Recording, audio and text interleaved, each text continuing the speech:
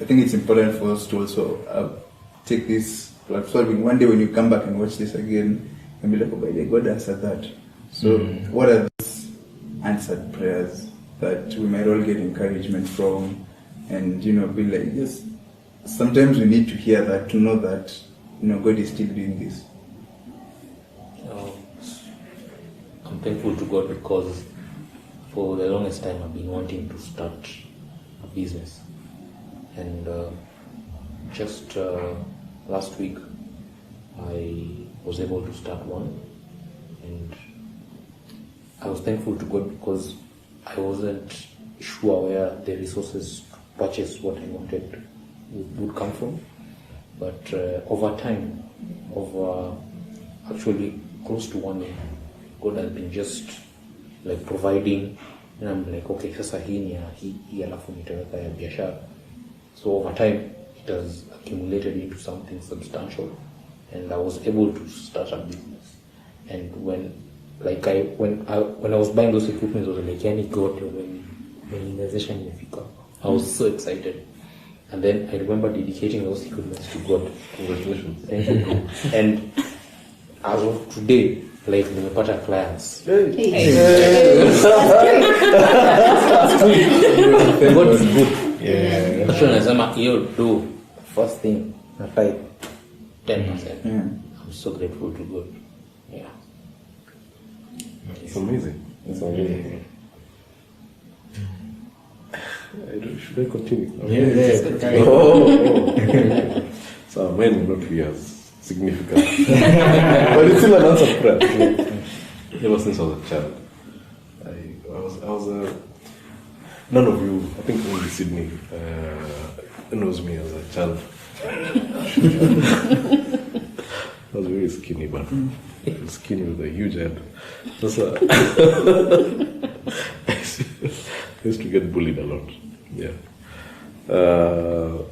Then one day I discovered Lamentations chapter 3, and there's specific verses in here that have stuck with me throughout life. Like when I'm being bullied, I just go back home. I read from verse 17. It says, and thou hast removed my soul far from peace, and I forgot prosperity. And I said, my strength and my hope is perished from the Lord. Remembering my affliction and my misery, the wormwood and the gall, my soul hath them still in remembrance, and is humbled in me. This I recall in my mind, therefore I have hope. It is of the Lord's mercies that we are not consumed, because his compassions fail not. And new every morning, great is thy faithfulness. The Lord is my portion, saith my soul, therefore will I hope in him. The Lord is good unto them that wait for him, to the soul that seeks him. It is good that a man should both hope and quietly wait for the salvation of the Lord. It is good that a man should bear the yoke in his youth. He sits alone in silence, because he has borne it upon him. Anyway, so I used to find comfort in knowing that suffering will also come to an end. And the constant theme that has been in my life is that of communing with God as a friend would, and having that childlike trust and faith in because most times even when I pray, it's those ones of it's like I could be having a conversation with a friend because of the kind of things that I have actually been through. And to be honest, God has answered that prayer of when life was hard because of being, I don't know if any of you have ever been bullied, but it really messes your confidence. Sure. It messes your perception of self, it messes with your perception of others, and basically just having that will to continue living.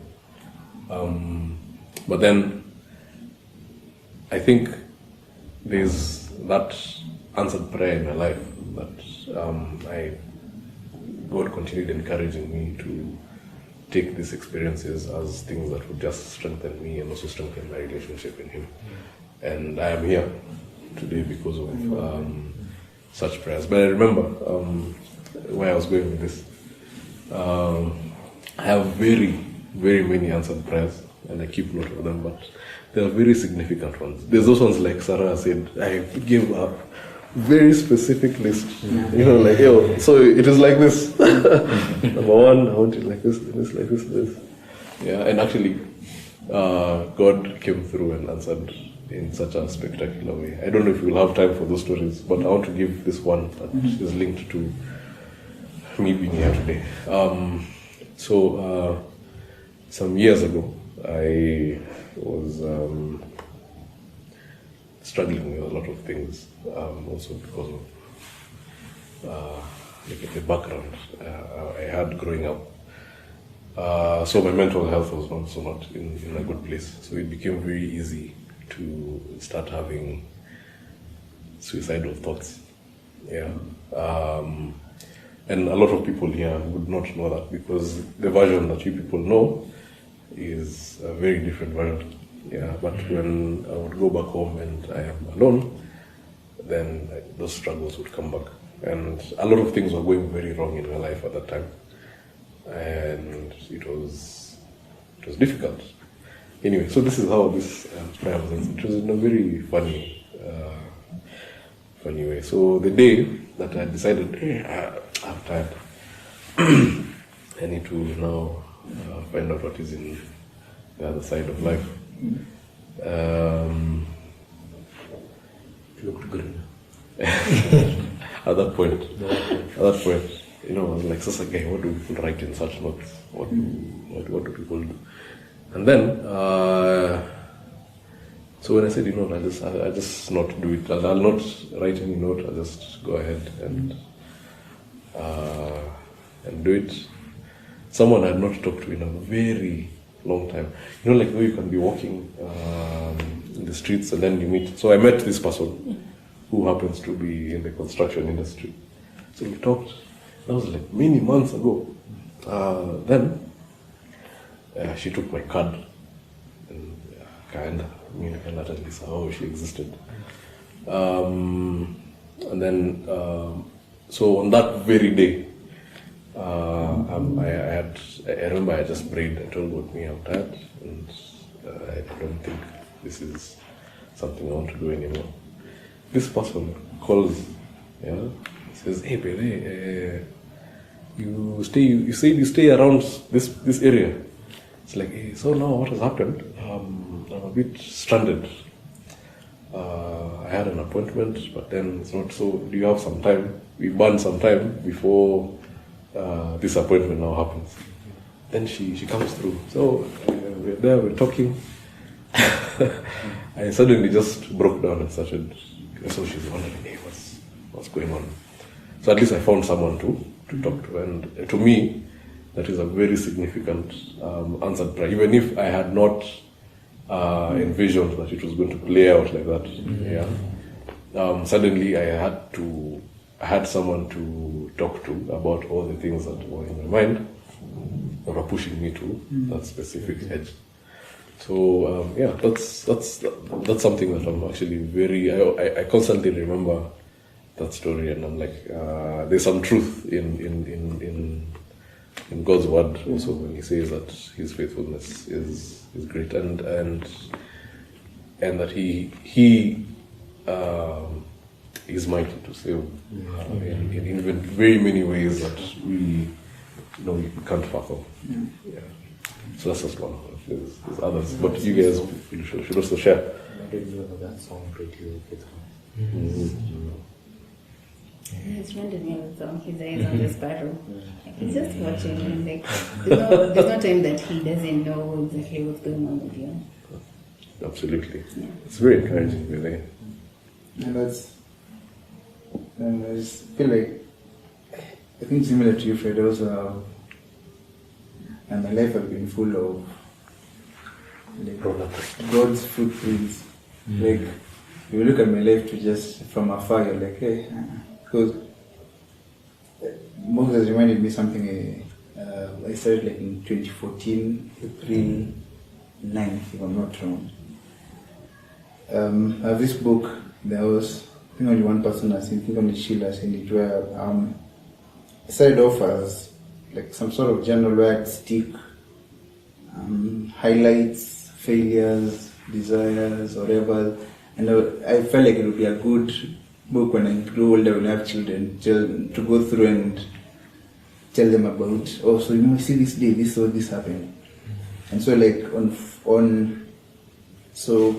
April 9th, if I'm not wrong, 2014, I was an intern at Barclays. And there's a lady who gave me, like this is how that book came to be. She gave me, I asked her for a blank check. She agreed to, she's called, I think, Anna Mboy. If you ever watched this, Anna? She gave me a blank check and I wrote there, date when the check clears is 2024. It was exactly 10 years from that day. And I wrote the amount in words. I wrote wealth, full stop, wisdom. Those were only two things I wrote.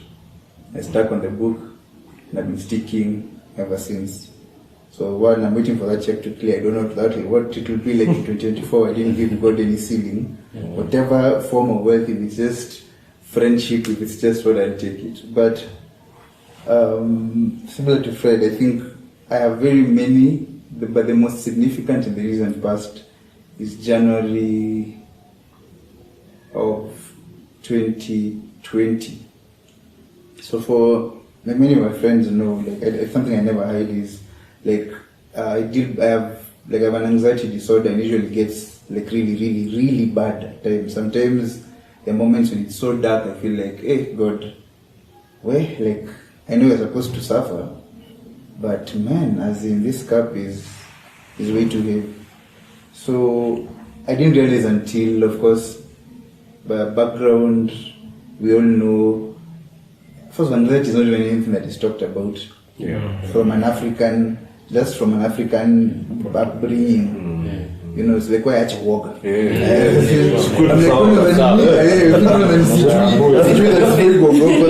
have no control over what's happening, you know. But just and it's not even their problem, because even our parents and were raised differently, so it's also a very new, like they don't know how to handle it as well. People just fear the unknown, I guess. But so usually for me, over the recent past, big triggers are usually when there's significant change in my life. By the with what I go through, when I say it's like a click in the brain, whenever this change, any big change happens, by then my brain snaps. Like I know the exact moment when my brain is not functioning the way it ought to function. Like I know to the second. Like it's that distinct. It's night and day. Like I can tell now I'm not okay. See that what's happening, I'm trying to internalize now.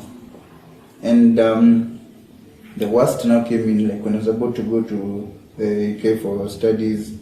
And so when I went at that particular time, to date I think this has to be like the worst period of my life.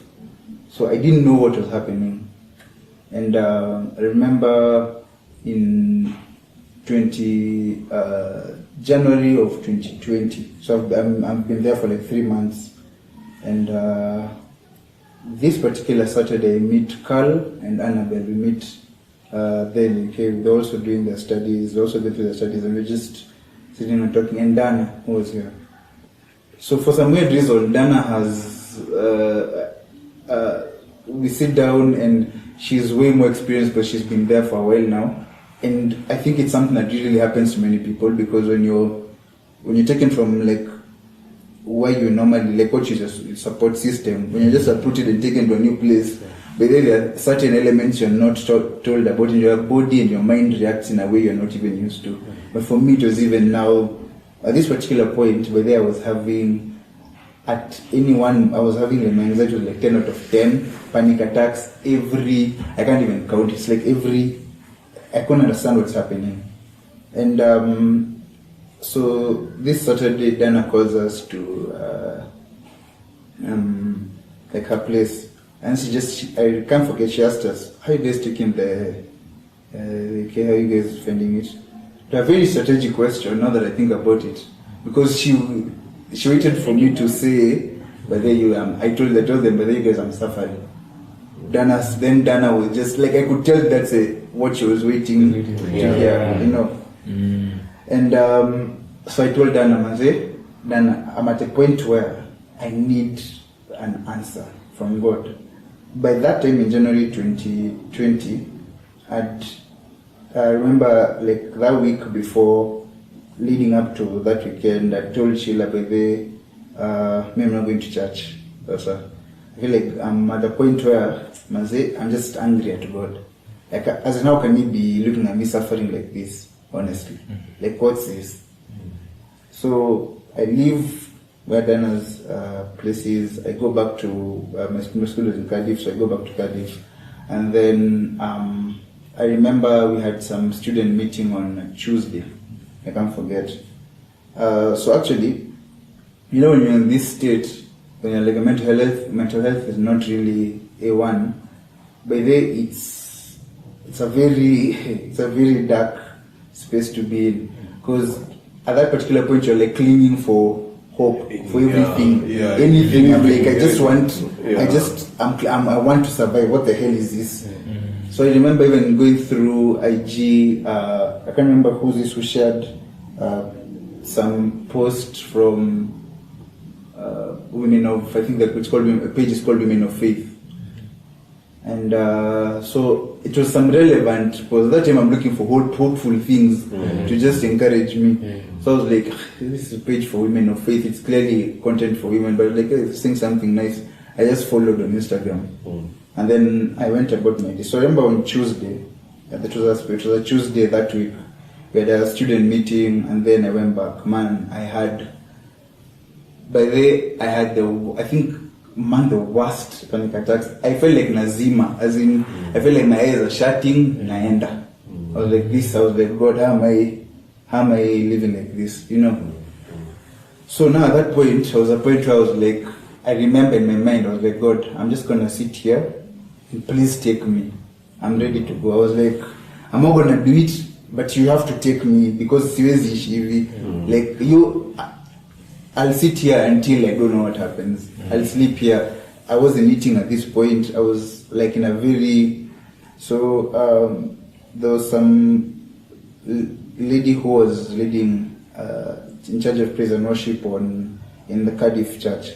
So I remember she, on Tuesday, she sends a message to the Cardiff SDA group, and she asks, so prior to that, I'd choristered in church in September, among the first Sabbaths I was there.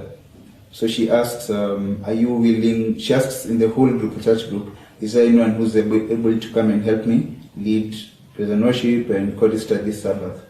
I saw the message, of course I was pissed at God. I was like, hey, no matter, I wouldn't even open. As at this point, I didn't want to see anything related to church, God, nothing. So I never opened that message. Wednesday came,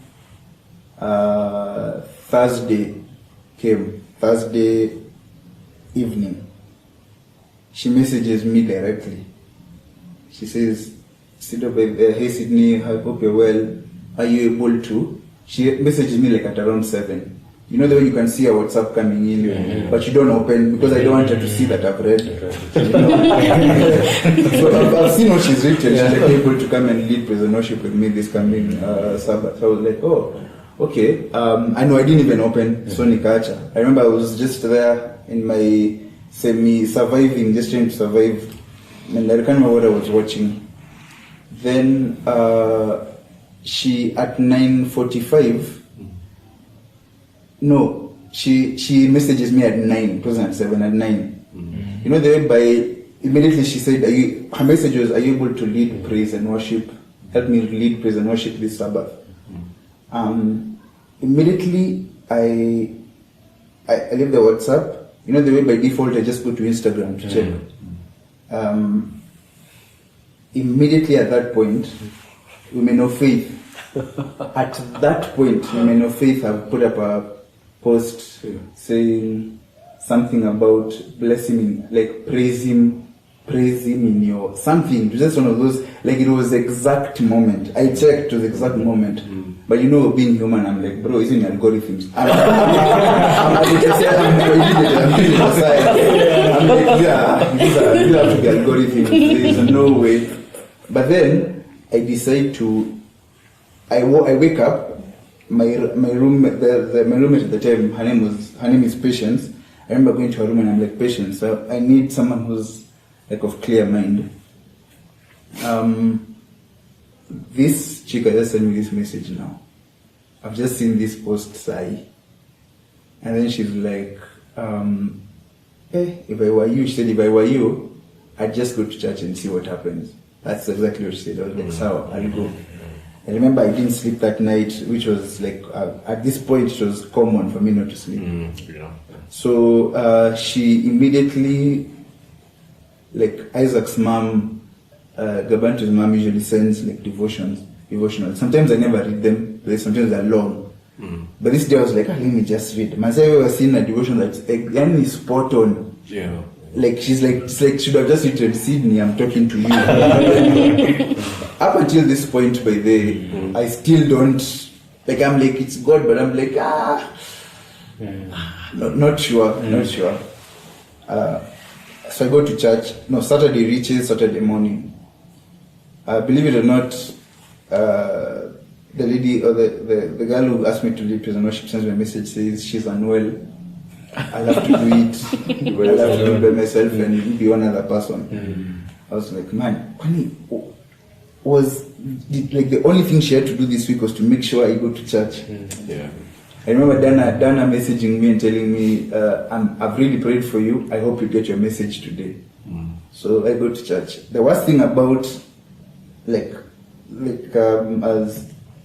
what someone called it snippets of grace. Like the worst thing about these things sometimes is now I'm busy looking for miracles by force. Yeah. So when I go to church, I've led prison worship. I'm just like a shell of myself.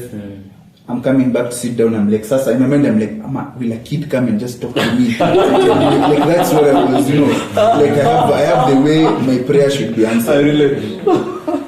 So I remember looking at the bulletin and I'm looking for the title of the sermon. I'm like, maybe that's where. I remember in quotes it was written. I remember seeing in quotes, when you pray for each other. I was pissed. Like, this has nothing to do with what I'm going through. This has nothing. So, by the way, at this particular point, I didn't even know Elijah was one who was spoken to in a small, still voice. But I remember, I just, I bent, and I was like, zealous, like, I'm like, God, man, I'm like, God, I am dying. So, I know you spoke, I didn't even know who it was, like, I know you spoke to someone in a small, still voice.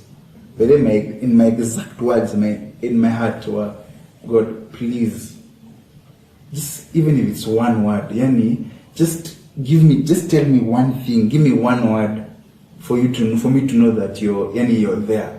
I just want to know you're there. Just give me one word. By that, in those, the way I've just said it, verbatim, that's exactly how I said it. I was like, God, just give me one word. I just want to know you're there. He said, Amen. So I decided to look at the bulletin again. Turns out what I'd seen was a children's story. At the bottom was actually the title of the sermon, and it was called When God is With You. So I was like, oh, okay, this is interesting. So now I start listening to the sermon, man, you would, as if all those things are fade out into clues. Towards the end, the pastor says, and this pastor by the he wasn't used to speaking about this kind of messages. He was speaking about help others, he actually says, if there's one word someone here needs to know, one word. The way Yani, he said word for word. I was looking at him, I was like, if there's one word, one person here needs to know, one word, that word is endurance. And then he closed off a sermon. Do you know what the sermon was about? The sermon was about Joseph, who went to a foreign land and suffered in a foreign land. As in, now my mind, I was. By then, I looked at him. I said, one day, I said, when I get there, like, I just need to tell him. His name is Pastor David.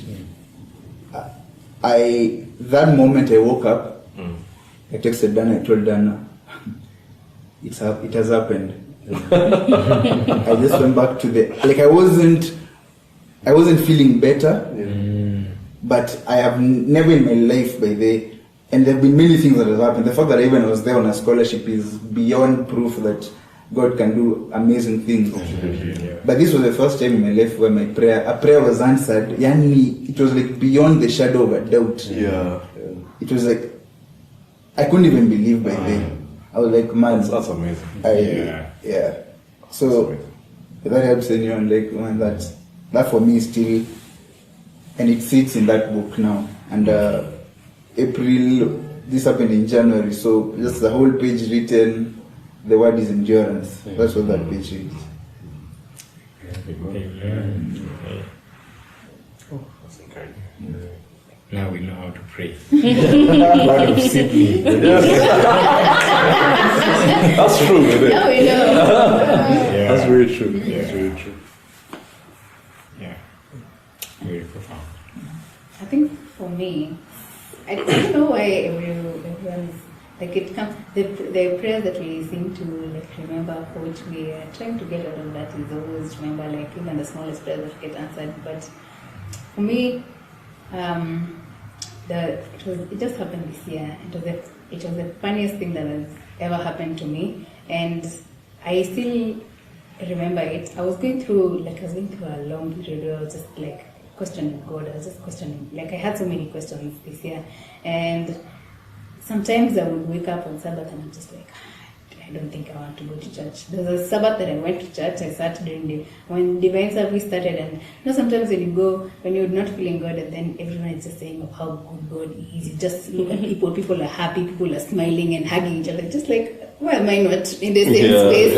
And I just left and I just came back home. And I remember there was a period where I used to like either do that or not go to church at all. And I used to tell, there's a friend of mine who's not Adventist, and sometimes she'd call me on Saturday and she'd just be like, you're not in church? I'm just like, yeah, no, napigana na Mungu. And then one day I just called her and she was like, no, napigana na Mungu sana. I was like, actually that made me think, and I was like, that's actually true. I've just been saying like a lot of times, just been saying I'm fighting with God, and I just decided that even when I'm fighting with God, I'll just go fight with him in church. Like that's the place I'll still get answers. Like even if I fight with him and stay in my bed, there's nothing that I will get out of that. But I had a really like specific prayer request this year that was very, very dear to my heart. It was very dear to my heart. I used to wake up and start imagining, yeah, he'll answer it today. Not today. He'll answer it tomorrow, not tomorrow. For a period of like 3 months, I was just waiting. I was waiting every day. And this is a kind of prayer that it has a time limit where, you know, if he doesn't answer by beginning of June, that's done. You know, like that's something that will not receive. So I used to talk to people, and then, you know, I have a friend who's called Sean, and he has. I think God has I think I should be praying the God of short, because it's like he's in tune with God, like whatever he asks, he receives. And I talk to him and he's just like, Sarah, pack your bags now, believe it, have faith, you know, I start acting. And I was just like, okay, fine, I'm packing my bags. I packed my bags, my suitcase was there because it was a trip I was hoping to go to. I packed my bags, they were there. I made appointments for my hair and everything. I was just getting myself ready to go. And just before as I was still waiting, I was getting anxious and just like, you know, and other things were going on. I went, just one random day, I don't know why I went to the mall. In the middle of the day, I don't like, for house shopping, I like to do it at night when everyone else is at home so that the supermarket is not crowded. But that day I went during the day.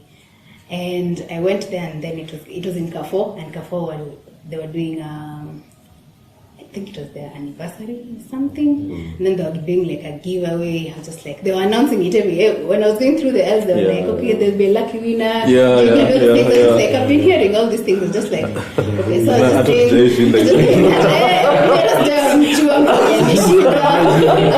just doing my shopping. I was just doing my shopping, and then I was just walking around, choosing things, and then I got to the counter, and then they were still announcing it. Since I got in the supermarket, up to the time I was getting, I couldn't have machine. I was just like, okay, it's like, and then, but sometimes when you listen to that, and sometimes at the back of your mind you're like, but then you're just like,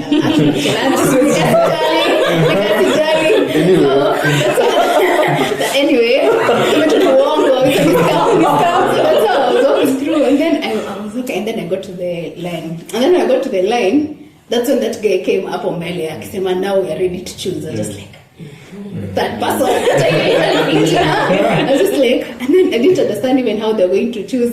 They're going to spin the wheel and choose a number. I was just like, okay, I don't know. Just like, okay.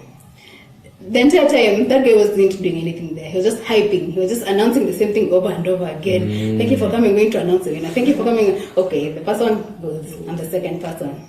They start saying, okay, we're going to choose now. And then I started unloading mine, and then they're like, okay, now we're ready to spin the wheel. I was just like, oh, maybe there is an opportunity. And then this funny it went to a counter where there was no one. She's like, okay, we're going to spin it. I'm like, where? It really nice. And then I think at that point, just like, okay, maybe. I was just like, I just told God, like, I've been fighting with you a lot, like I've been praying. I've not yet received what I was hoping for, but if there is a way that you can, like, let me know. This is an actual prayer that I prayed while they were like doing of course, still acting like I was not looking at the wheel. So I've already cramped my counter number. I was just like, if there is an opportunity for, like, I know you'll not speak to me directly, like I'll not hear your voice, but so if there's a way that you can show me that, you're still there, like you still can hear me. I was just like,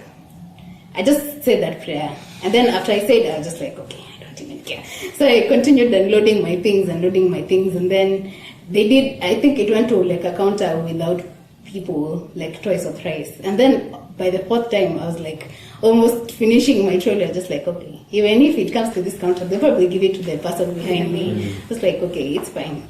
And then they spun it. And then it was counter number 13. I had, like they said 13. I knew mine was 13, but I was just actually like, it's me.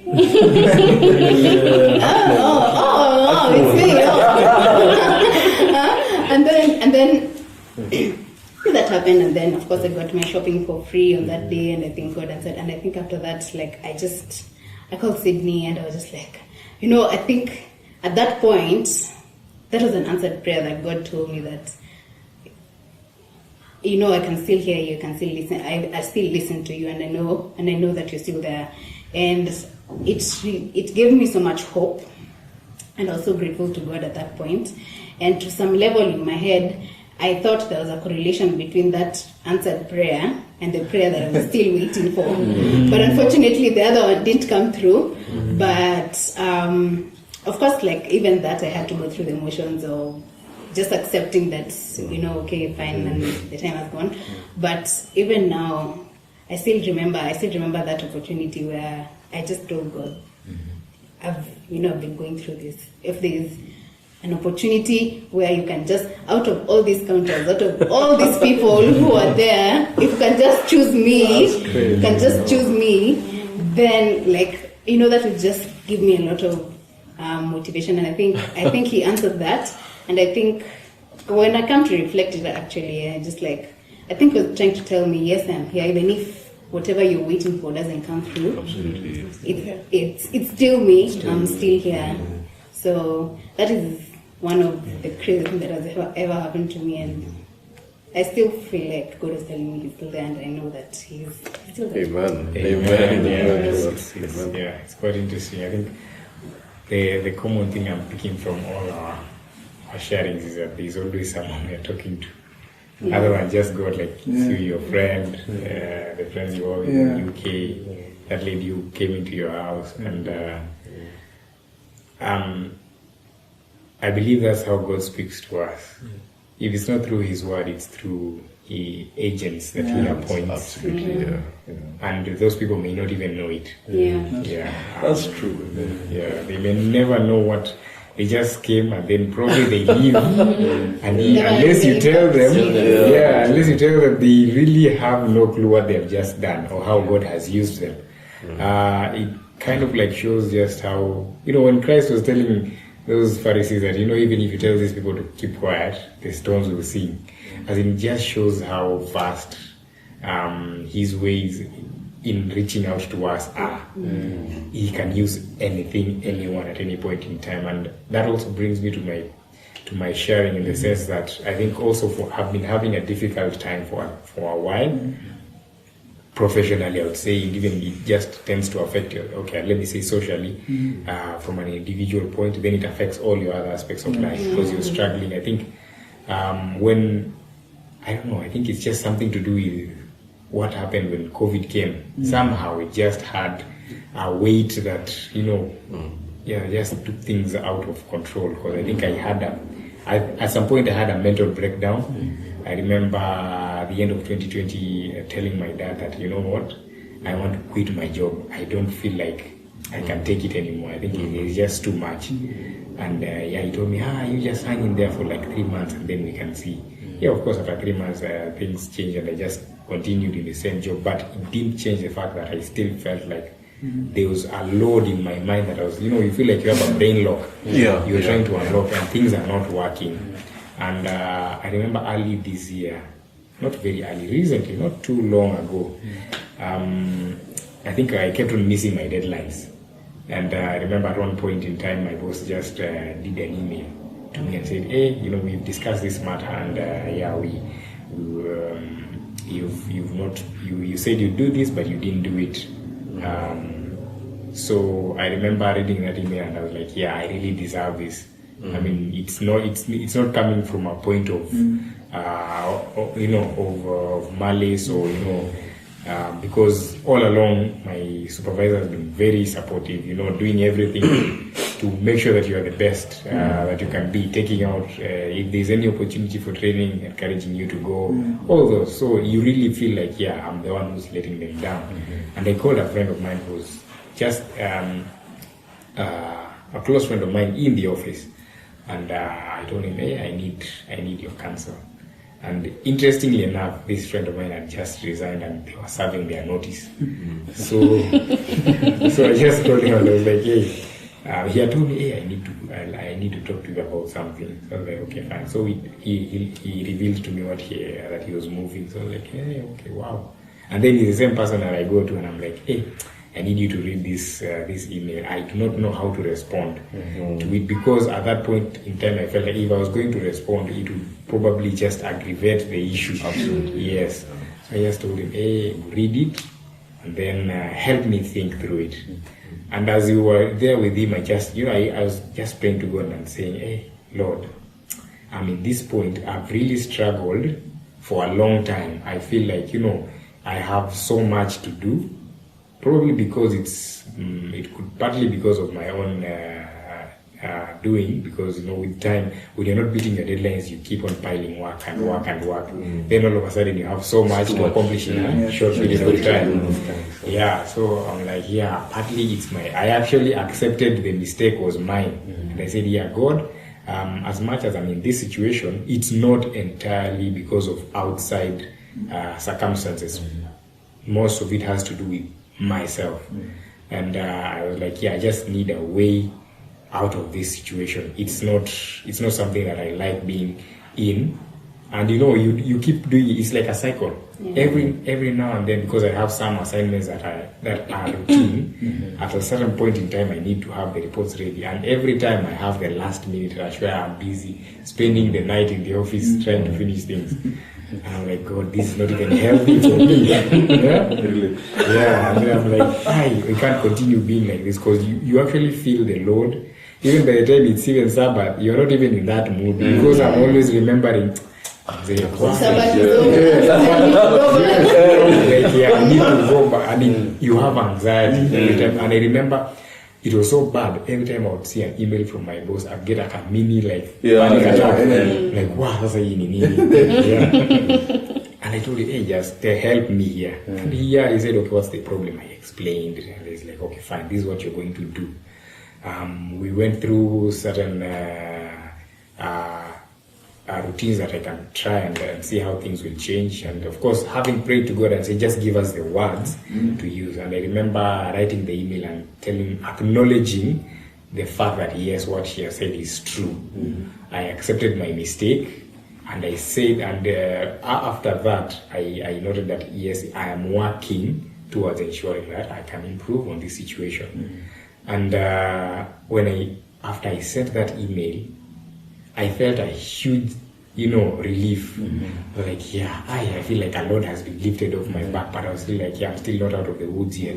So I was like, yeah, part of the communication of that email was, yes, whatever is pending, I'm going to make sure that I finish and in time, and I'll work towards ensuring that this situation is improved. So I didn't commit to saying that I'm going to flip, I'm going to change everything right now. This is never going to happen again. I was like, he just told me, you cannot change things overnight. You have to work on them gradually. And that's what I communicated. And from that day onwards, I think he became kind of an accountability friend, and he'd always check up and say, hey, so I would tell him the assignments I'm doing. I'm like, hey, I have this thing, it's due this on this date. And he, when conversations he'd prompt and ask, hey, so how far are you with it? I'm like, yeah, I'm still pushing, trying to finish 1, 2, 3. And he was like, yeah, okay, fine, keep at it. And now I can say I'm in a much better position mentally, and even in terms of working relationship with even my colleagues, because the things that I am supposed to do, I find myself just doing them. The joy of just working somehow is coming back. It got to a point, you're just there to get the work done and go. You just don't. There's really nothing that is really attaching you to the people, even to the place. But I thank God because of that day, that prayer that I made, and He brought that friend at the right time, and with the right words to use. And I'm not saying that right now everything is okay, but it is better. And I'm hoping that even as time goes by, it keeps improving and improving until I get to a point whereby I feel like, of course, it's always progressive. It's just like our faith. We can never say that now I'm righteous. There will always be new heights to scale. And I think it becomes interesting when I think about it that way, because I'm like, I'm going to get to a point whereby there'll be a new challenge to surmount, and I'm waiting to see. It becomes exciting. I'm like, God, I'm just here waiting to see what next you have in store for me. Amen. So when he's talked about friends, it has reminded me of one. I think it was like a turning point in my life. We sometimes forget how vital friends are in our lives, and we normally take it for granted, I would say. But it's also important to have friends who show you, who help you, direct you in the right way. Like for me, yes, I've had friends, yes, but my turning point was in around 2018, 2019, when I was going through a lot. It was such a difficult year for me. Someone noticed I was not okay at all, and they took the initiative to come ask me what was going on. I told her everything from A to Z, what was wrong. And she tried to find a way of trying to help me at least get into a better mental state, which was okay for 2-3 months. But some few months down the line, there was a fallout between us. So what happened? I went and found out that my problems that I had told her, she went and told a lot of people. So people started viewing me in a different perspective, which made me now want to become more reserved. So the problems that I have, I keep them to myself. I find a way of solving them in a way that I can find best.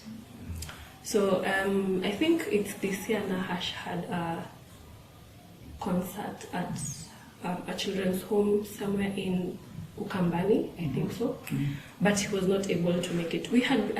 I was a friend of Nahash, but when I was, I think, in high school, but we lost connection. So now during that concert is when he was like, alikuwa anatuma messages. So I happened to find the message. So he told me, hey Ruth, kuna hii concert, will you be like willing to go? Nikasema, why not, since I was not, now I was reserved hadi, singetaka ku-associate na watu, mtu akiniambia Ruth kuna form, mtenda. It was just not my thing. So yeah, nikaenda hiyo, it was nice, it was interesting. And now from the experience that I had there, that's how we started connecting with Nahash. My prayer was to find friends who can help me. At least my relationship with God was terrible. So I wanted someone to at least assure me that yes, even though your friends wanaweza kupeleka how they can take you, God is faithful, He's always there to tell you, I'm here, I'm right here with you, I just need you to listen, as in you find someone who can help you listen to what God has in store for you. So for me, Nahash was that person. He helped me understand, and I think I had forgotten God loves me, but I think through the experience of sitting down and ranting, I was like, hey, I used to call Nahash, I'll just rant. He was there, Nahash,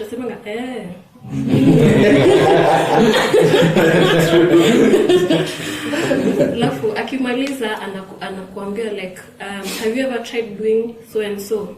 Alafu unasikia I have not tried, so I start doing things pole. I see, this can help me. At least I can be better from where I was. So for me, that has been my answered prayer, to find a group of people who can help me grow better, and also help me such that my mental state nisirudi how I was back then. So for me, I really value friends that I find who can help you become better. Yeah. Amen. I feel like an AA meeting.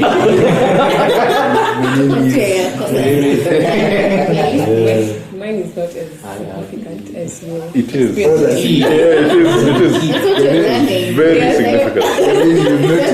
You've noticed they've been someone winning shopping is all it took for someone to know that the record is there. So it's not even a matter of big or small, because when you put context around all these experiences, the build up, just hearing the word endurance, it's the build up, and it comes at the right time, exactly for a specific purpose. Yes, that is and Sarah, don't you think it's for you sharing? Thank you. That some of these things we can only see them retrospectively. Like when it's actually happening, you're like, what is this I'm going through? Yes. With your permission, I can share another story, but please. but just so you don't forget. Listen to you. Point before, it's really interconnected. I think miracles and answered prayers, unless it serves a purpose, I think they're supposed to be as personal. I usually say, do you think if you saw Moses standing next to the talking or the burning bush, you'd be like, but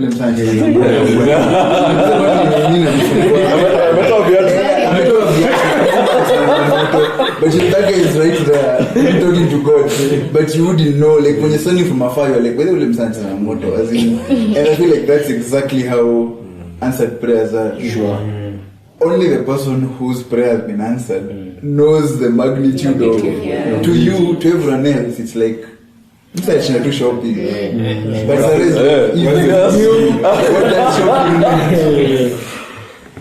Yeah, so I'll share two experiences. One, I still have a pending prayer. It's a personal one. Maybe I'll be able to share in the next sessions. Yeah. So now the second one. Beginning of this year, I was praying to God that I may improve musically, and it got answered in February. New Year resolutions, and I remember when Suli called me. It was actually in December. He called me and he asked me if I may be able to chorister. That was a really huge thing for me. One thing with me, I have stage fright. That's something I'm still dealing with until now. And now starting to think that I'll be choristering at Nairobi Central Church, a much huge church. So I thank God that I was able to, I'm still dealing with the stage fright thing, but God has been faithful. He's been helping me. I'm not here. I'm singing with you guys.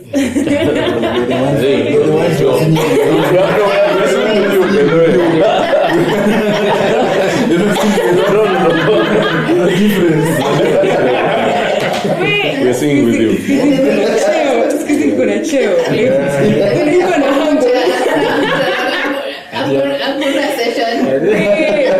yeah, I thank God. I am hoping to continue improving. Yeah, that's my experience. The second one? Silence. So the second one. Coming on. Even like for you, like there was a time where here we were recording a specific song that you were singing, and every single time, like you sing like 1 minute of it, and then you say, I don't think it sounds well. And they sent you like the short snippets for where you're talking, and it sounded really well. So when I grow up, You're really grown. basically when I grow up, Consider. So sorry, never. I really need to share. Okay. Very random thing that happened to me. When looking back into it, it's a very random thing. And if I tell you guys the story, you might think I'm a crazy guy. But it was actually. We already think you are. Okay, aside from that fact. So, I'm in second year. We're looking for attachment. So I pray about it. I leave the house. A guy I don't know. I still don't know him up to today. He says, hi. He was in a Prado. Nenda happy. As I was coming to, I think I was going I was going to meet my mother in town. Somehow I'm going to CBD. I was like, oh, by the way, I'm also going to CBD. I can drop you somewhere. We go, and then Kanyuma picked up his wife. Then we're just going to town. I don't know the guy. He doesn't know me. No, for some reason, I felt it felt safe. So we went. He passed another route over there. I remember it was. We used Wayaki Way before Expressway.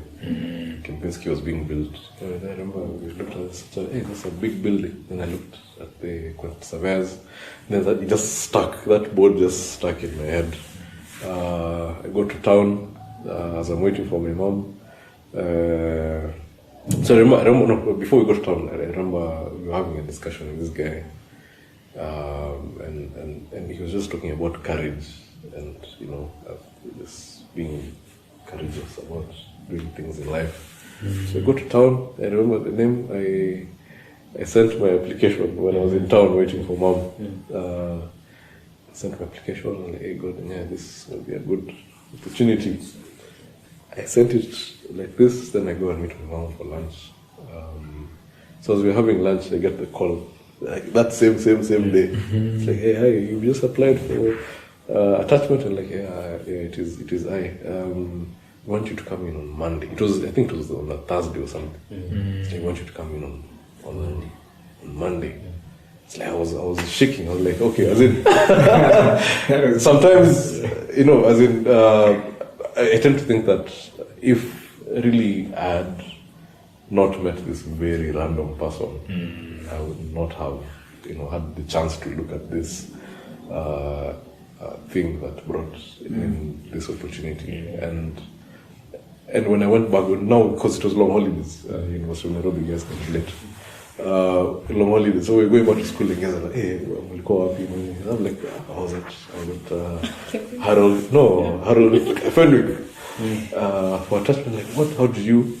Because as in, it's a place where people have been applying for a long time, and then we were only guys who were paid as attaches. It's very encouraging that God sometimes can instantly answer your prayers. Without connections. In this Nairobi. It's funny you said I make it a purpose, and something I do. I make it a purpose not to take jobs that I'm connected. Like if someone says I know someone, immediately no. I start being dodgy about sending my CV. Send me your CV, I'll help you.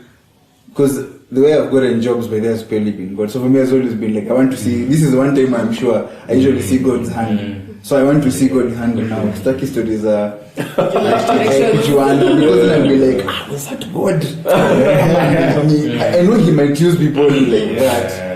But it's just, I feel like it's kind of been my thing. I want to share the blessing that happened to my parents. Sometimes I should pray the God of my parents, and sometimes when I have something big, they're the first people that tell to pray for me. Okay, did you pray? Like even for interviews, I always remind them tomorrow at 8. Before 5 minutes, I am going in now. Like because I feel like God answers their prayers in such a significant ways. I'm going to say 2 things really quickly.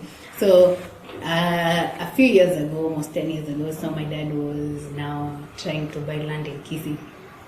He saw one, he wanted it, he liked it, he got it, he paid for it, and he built a house. Immediately he put the roofing, and he was just like, okay, now we can go just have the first visit to the house.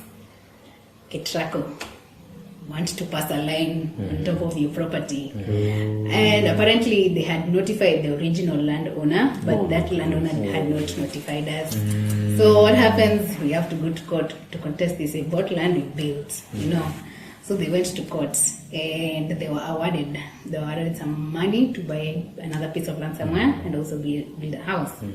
Okay, so they got paid. So they got land on the same strip, but just up higher on the hill. So of course the land, after some time you can't get this so he got a smaller piece, not as big as the one he got, but he was still happy. He got land, he built. Then during the building, the money that they were given was not enough to finish everything, like buying the land and building. So my dad wrote an email to Ketrako and was just like, yes, this is the amount you awarded. He gave them the breakdown of the land was this amount, this is how much you've used as of now, and this is how much is remaining of the work. I think in the same week or a week later, I need to confirm details, but soon close after, they received the same amount of money that they had been given the first time. So just like, okay, hallelujah, praise the Lord. So email, finish his house. Immediately after finishing, Ketrako was like, oh, we made a mistake, we sent you money twice. You now have to return the money. My dad was like, okay, come take the house. So we already finished. They took my dad to court. I don't know if that case is still continuing, but I think maybe it was, it's still continuing, but the extensions.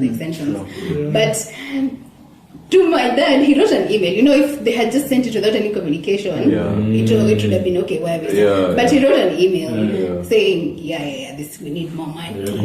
And they sent, and it was a mistake on their part, but it is exactly what my father needed to finish the house. So it was, when he told me that, I was just like, I don't know which could be prayed to. I need a job. Can you pray for us? And then on the same thing, and this happened this year too. So the person next to them was selling their land. So remember, we still have the land down the hill because we couldn't live there, but it's still land that they have, and now we're here. So the person next to them, and if we expand to that person's land, the size here is going to be the same size as what you would have had down there. But of course, my parents have retired 2 years ago, so it's not that they can raise that the same amount to buy land. But they can sell that piece of land but still remember that piece of land because it's their part. So it's not that the people will buy. Okay, so my dad said, okay, let's sell the one who got down. So they got agency, and then they told them the same amount they're going to pay for this one, the same amount they were going to sell the campo. They're literally not going to lose any money. All they needed was someone to buy that piece of land. So they spoke to someone in India, and that person was really interested in the land, and on the last minute that person backed out. But because if my dad delayed any longer, he's going to lose this other piece of land. So he used his personal savings to buy that. But I remember that he's broke, he still needs, So I don't know how my parents do it. But they always, if their prayers are not answered, they're just like, with God's will, we're still waiting, When something happens to me, they're just like, okay, sorry, it was not God's will. It's like, you don't know, I cried the whole night, but I'll just say, okay. So this past week that I was there, someone came, and with the land I was just like, actually this is exactly what I've been needing, I've been living close to the road, this one is down by the river, I'm selling that one, I'm coming to buy this one. And they struck a deal and the exact amount of money. And the funniest thing is, both of these, the land down there was fenced, and the land we were also going to buy was already developed. Like he had already fenced it, he put a gate, so there was nothing they were going to add on. Them was just to knock down the wall and start farming and expand, So last week they got a buyer, and the deal is going smoothly. And the exact amount of money that they needed to expand their home is the one that they needed to let go for that one. And I'm just like, can pieces in my life just fall together? Like, how is God very specific in answering, this thing? How far back was the first when your dad bought the land with his savings? Almost 10 years ago. With his savings? Or with the savings, or the land next to us. This year, immediately he had this person selling. He was just like, okay, that one has to go. So it's just this year. I think this has happened the last 3 months. And I was just, I always tell Sido, and I hope we become the parents that we have. Because I feel like most of us, our parents are the prayer warriors. Like you feel like when you tell them to pray for something, they will remember that. And that's what I know my parents for. My parents kesha weekly, we used to have prayer worship every day. And sometimes when I look at myself and I'm struggling with, even my devotion, I'm just like, probably that's why even me someone to take care of. Because at this point, the way he gave me someone very specific to take care of me and my spiritual life. If I cannot take care of myself, take care of someone else. So I'm just like, may we learn, as Sullivan has said, we can say the God of people, the God of the people we are actually observing, so that we don't think that it's the God of Jacob in that Bible alone, the God of Sydney who gave Sydney that scholarship, the God of the people you're listening to, the people your family and your friends, who you see God coming through all the time. He's still the same God that you can pray to, but yeah. Amen. I have a question that's been running in my mind, and it's just come back while Sarah was sharing, and it somehow comes back to, I don't know if it's an attitude of waiting or something, but when we are struggling and praying for something, should we live our lives as if that prayer has already been answered, or is that is that setting ourselves up for even more heartbreak when you know because like the example you used of packing your bags. I don't think I fully unpacked that. So. I think I've removed a few things, but I think I still look at it and I just like, I remember I still think, I think that's a spirit I think we ought to have. Like it's already been addressed. Think about the lepers. Jesus told them, "Go, you're healed." Brother, I'm imagining they weren't healed by the time they were praying. you had to go together. So like every step, like maybe we're like bado bro, but like bado, as in I feel like it's hard. I feel that's it. But I feel like in the same spirit, what we've also discussed before is if God still doesn't answer in the way that you prayed for, may it not make you doubt him. Absolutely. Of course, it didn't happen in this specific instance that my suitcase was there and I was walking, but then I think it stayed there for almost like 2 weeks after the trip was long gone, and I used to look at it and just like, but I feel like God will answer our prayers, definitely, but not all the time and not always the way we expect him to. And our attitude once we feel or we interpret that God has not answered our prayer is the most important thing that can actually help us build a relationship with God. Mostly when we receive blessings, we're all happy about God. When you're in a season of waiting and when He doesn't seem to have answered your prayer in the way that you prayed, those are the two areas that I feel like either make us doubt God or can build our faith. Yeah, true, exactly. And just to add on what you've said, I think living your prayer or living as if it's been answered also comes down to the motive that you had when you were seeking that particular thing that you're praying about. If it was for the purpose of self, exaltation, then of course you are setting yourself up for great disappointment.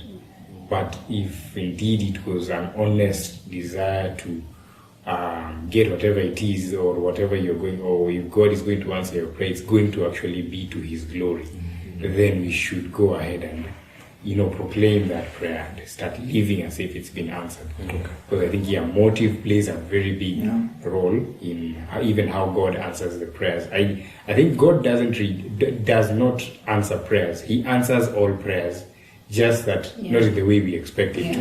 Yes. One thing, He may answer. If you're praying for something, He'll answer exactly how you want it to go. Or if you persist on something that He knows is not good for you, He will still answer it by allowing it to happen. But then later on you come and learn that this was not good for me. And then now you go back to God and say, okay, Father, I was praying for this job, and now I realize that it was not the right job. You allowed me to have it because I really persisted. And maybe God was trying to steer you in a different direction, but you remained stubborn. And then as a result, you will now learn that, this is not the right place. Then He will turn you back to God and say, now, Father, show me where I need to go. With that thought, God will always answer our prayers, regardless of how we pray. We just there's always an answer. We just need to search our hearts really and ask, is it for myself? Is it for God's glory? Once we distinguish that, then it helps us even not become stubborn on things that we know that are not good, and we're going to end up hurting ourselves in the future.